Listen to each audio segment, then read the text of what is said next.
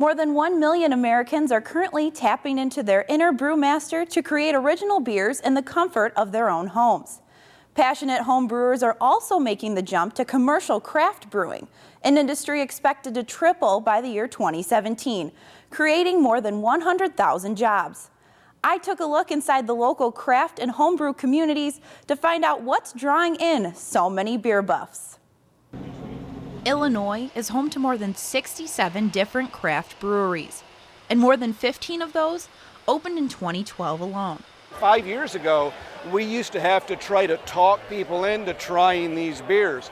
Now, people that are turning 21, they don't know a time in their life when these kind of beers weren't available. So that market is already there. Attending festivals and marketing their products has changed over the past few years for many beer masters due to the growing popularity of craft brews.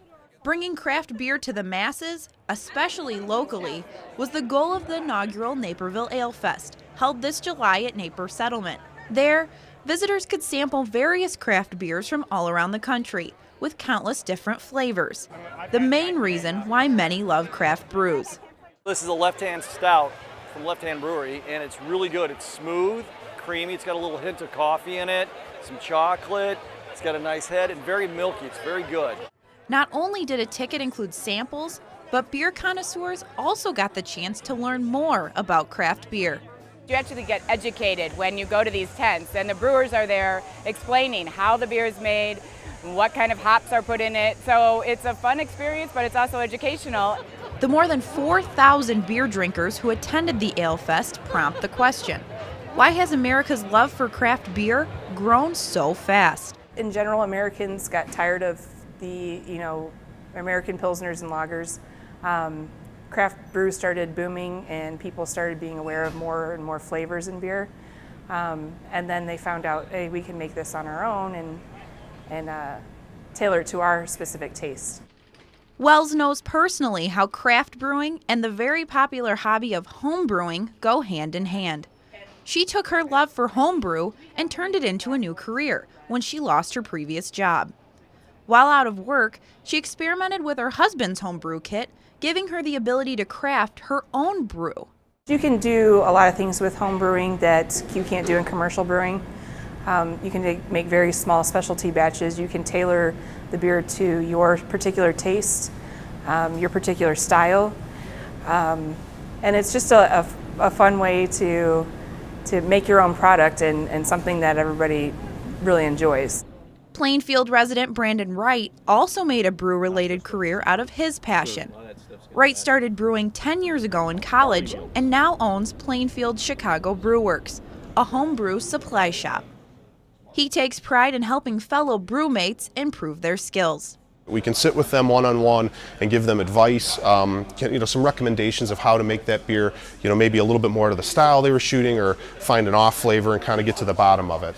And with so many ingredients to choose from, the possibilities are endless. You're like an artist, and you have grain, hops, and yeast, which are your paints, to work with. So we carry over 200 different types of malt, grain, and then we have about 100 different types of hops and about 40 to 50 different types of yeast strains. So between all those different combinations, you can really make whatever suits your palate the best. Wright works with homebrewers like Naperville resident Mike Ushima, who's been brewing his own beer for almost 20 years, to try new things. You can make beer with chipotle peppers in it, for example. That's something that I've been experimenting with a lot the last couple of years. You can make up your own recipes, tweak them until it's just the way you want it. Mike's wife Eileen also took up brewing about 5 years ago. He doesn't always brew what I want to drink. So this way I have control over if I want to do more things with fruit or more darker beers, I got the freedom to do my own. In fact, women deciding to cook up a batch of their own suds is on the rise. It's never been frowned upon for a woman to brew. I just think that more women are finding it interesting and finding it in the way of cooking. They're kind of taking their cooking skills into home brewing and using their knowledge of that into craft beer. You're seeing a lot more women brewers in all the breweries, and it's a pretty exciting time. The jump from home brewer to commercial craft brewer has been a very common route for many. Two Brothers Brewing Company, where Wells manages the retail shop, was actually grown out of a homebrew hobby. Their hobby just blossomed into let's start a company. We're really good at this, and I think we can bring some very unique beers to the market. Unique flavors and ideas have allowed craft brewers to set themselves apart from domestic brews, but home brewers haven't always had that chance. Brewing and consuming homebrew socially has been happening for years, but until recently, it was actually illegal to serve homebrewed items outside of your home. But thanks to House Bill 630, now an Illinois law, brewers can now share their samples legally with others. The 150 members of the Plainfield Ale and Lager Enthusiast, or PALE, worked with legislators to push the bill through.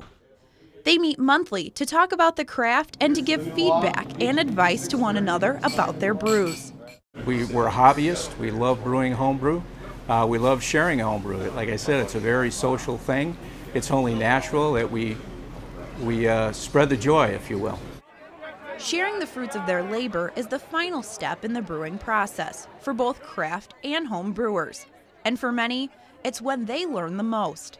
Throughout the home and craft brew communities, everyone is more than willing to help their competition become better brewers, seeing them less as competition and more as teammates. Where you see someone do something, you're like, oh, that's really cool. And you can call them up and go, hey, that's cool. I want to do something not the same, but maybe a little different.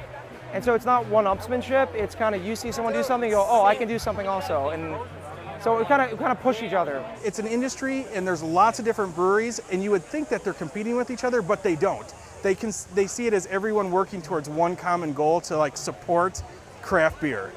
The second Naperville Ale Fest is already in the works to continue to foster and grow the craft beer community in this area. I'm Whitney Goodbred for Naperville News Extra.